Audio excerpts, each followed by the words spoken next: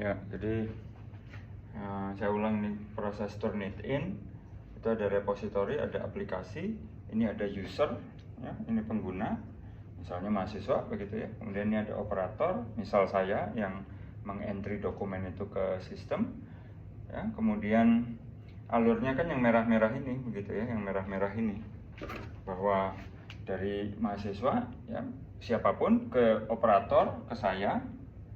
Kemudian dari saya submit ke sistem Turnitin, dari Turnitin masuk ke repository diproses oleh aplikasinya. Kemudian dari aplikasi menghasilkan feedback gitu kan ya, ada lembar feedback gitu. Itu yang biasanya di-download. Kalau Anda minta jasa pengecekan, itu di downloadkan hasilnya atau hanya angkanya dikasih tahu? Sama hasilnya Pak, sudah. Sama hasilnya, oke. Jadi mirip dengan website apa atau Iya, mirip. paper apa itu ada ya? Lengkap seperti itu. Oke, ya itu Feedback Studio namanya. Layar Turnitin itu namanya Feedback Studio. Nah, di situ ada persen similarity. Nah, ini yang paling sering dilihat orang, dan hanya ini yang dilihat, itu masalahnya. Kan? Untuk dijadikan acuan keputusan plagiarism. Ya, ini tuh vonis. Jadi yang menentukan plagiarisme terjadi aksi plagiarisme atau tidak itu bukan software. Bahkan Turnitin sendiri, saya ingat sekali 5-6 tahun yang lalu ada presentasi dari marketingnya Turnitin. Dia sendiri bilang bahwa Turnitin bukanlah pendeteksi plagiarisme. Turnitin adalah pendeteksi kemiripan. Ya, yang mirip belum tentu terjadi plagiarisme, gitu.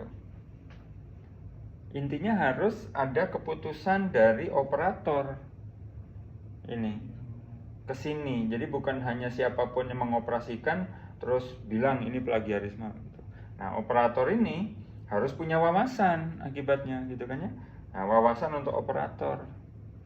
Coba misalnya Turnitin kemarin saya baru ngecek punya mahasiswa, masa simbol X saja ditandai.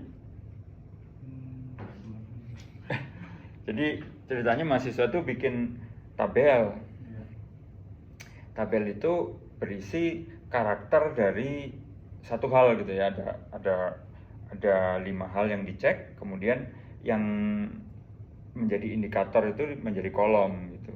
Garisnya adalah hal yang dicek, kemudian yang kolom itu indikator. Nah, kemudian dia kasih contreng kan, X ini sudah ini tidak memenuhi, kalau V memenuhi dan seterusnya lah ya. Kurang lebih seperti itu. Itu simbol X-nya itu ditandai warna merah. Dan itu kan terhitung walaupun 0, sekian misalnya gitu. Kalau banyak akan Ya iya. Begitu. Daftar pustaka juga terdeteksi sama. Ya, daftar pustaka misalnya Anda merujuk paper saya. Nah, cara menulis daftar pustaka kan sama. Misalnya Anda merujuk paper saya juga gitu. Anda merujuk juga paper saya. Ya kalau Anda dicek bisa jadi dibilang mirip. Gitu kan? Karena penulisannya sama gitu. Bahkan header footer pun itu terdeteksi sama.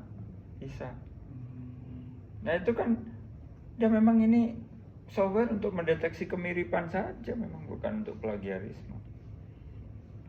Ya, kemudian dia mendeteksi juga frasa. Frasa-frasa itu dia blok gitu kan ya. Nah, cuman kan kalau frasa yang sudah umum ya pasti sama kan. Misalnya begini, kalau Anda berdua saya suruh bikin kalimat pendek aja gitu ya.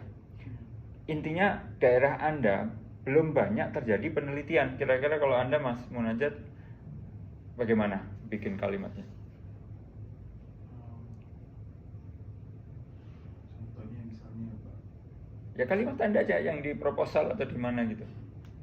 Misal terkait dengan penelitian terkait dengan banjir di kawasan Minasata menggunakan pendekatan pemodelan hidrologi seperti ini, itu belum banyak diterapkan. Oke.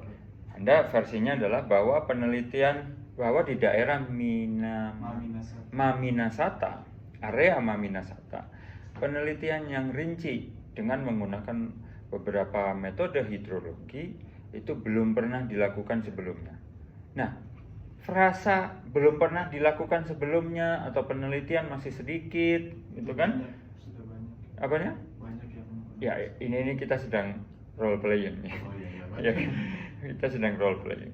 Jadi kalimat-kalimat seperti itu, frasa bukan kalimat ya. Frasa seperti itu kan biasa. Ya, biasa. Gitu. Atau misalnya begini, frasa-frasa yang sering, ya ini hipotetik ya, hipotetikal. Misalnya begini, seperti ustadz aja. Wahai orang-orang yang beriman. Nah, itu wahai orang-orang yang beriman itu ada di mana-mana kan. Ustadz yang satu lagi bilang pas sholat Jumat sama lagi, wahai orang-orang yang beriman. Nah, itu memang sapaan yang biasa kalau lagi dakwah. Ya kan? Nah, jadi yang hal-hal seperti itu juga terdeteksi. Bagaimana dengan hal yang begitu saja terdeteksi, terus Anda siapapun bisa memvonis kemiripan 70% itu sama dengan terjadi plagiarisme? Ya nggak bisa. Jadi harus dilihat satu-satu. Oleh karena itu, operator ini harus punya wawasan wajib. Bukan hanya kelaki-kelaki set keluar, Pak 70% Anda melakukan plagiarisme kan gitu. Jadi operatornya ya Pak? Iya, memang operatornya. Dan kitanya sebagai user juga harus punya wawasan yang sama. Jadi ini wawasan. Ini juga punya wawasan. Jangan sampai kita terlalu down begitu, terlalu panik ketika waduh saya dituduh plagiarisme padahal saya nggak ngapa-ngapain kan gitu ya. Bagaimana bisa? Gitu. Akhirnya semangat turun. Ya kan?